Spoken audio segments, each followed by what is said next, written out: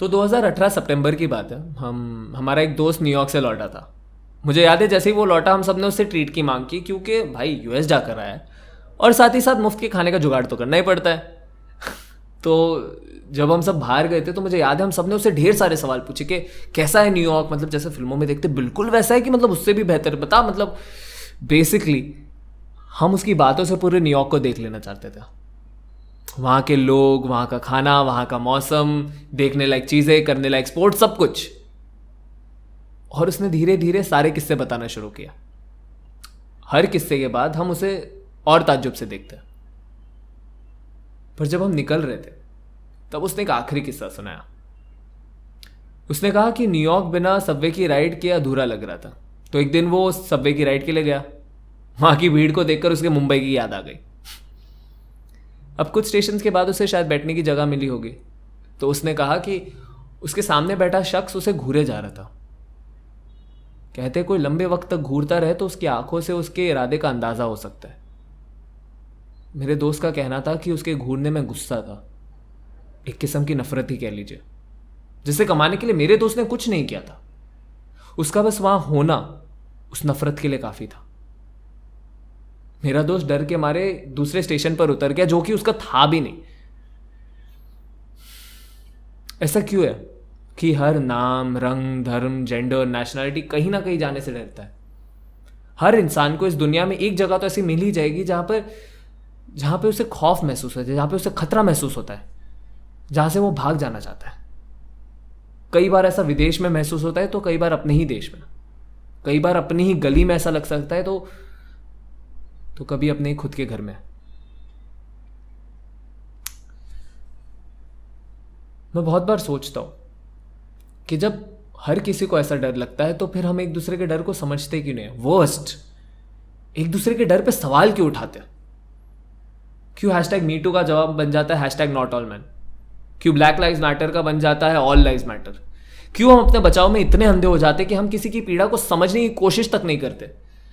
हम हमेशा लोगों के डर को देख पाते, उसे समझ नहीं पाते।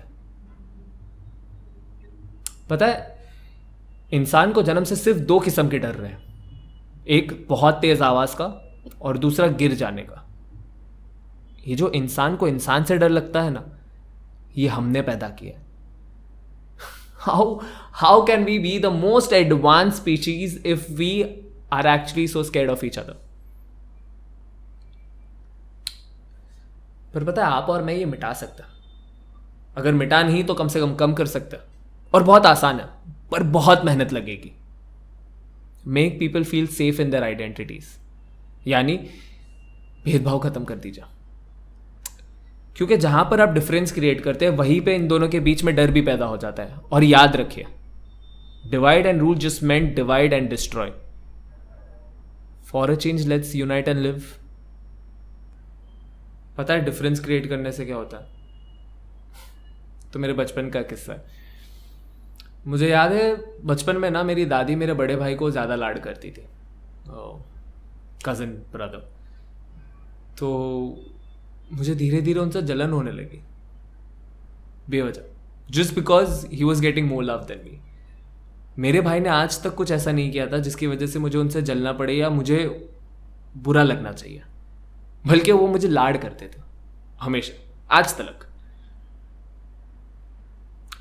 And I think that's the problem with the world. We are not holding the person accountable for creating the line. We are against the person who's opposite the line. आप जानते हैं जो दो लोगों के बीच में फर्क पैदा किया होता है ना, उन दोनों ने कुछ नहीं किया एक दूसरे को एक तरीके से एजिटेट करने के लिए। It's the person who actually made that line.